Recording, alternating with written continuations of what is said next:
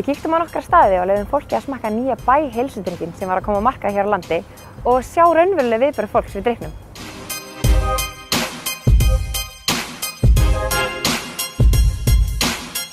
Hvernig fannst þið drykkurinn? Ég var bara mjög hrifinn. Bara mátulegt ávaxtabragð, ekki sætur. Hann var bara virkilega góður, bragðgóður og frískandi. Drykkurinn var ótrúlega góður, ótrúlega svalandi. Mjög sérstakur. Mér finnst það mjög góður. Ég myndi pottþétt kaupa mér hann í búð. Þetta bara fyrsta boxæfingin mín hérna hingað til, sem ég geta staðið í lappirnar eftir æfinguna.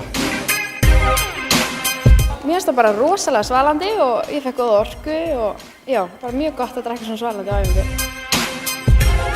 Mér finnst hann bragðgóður. Ég finn mjög mikið bragð, svalandi, með kókos og það er rosalega mikið kókosbragð á þessu.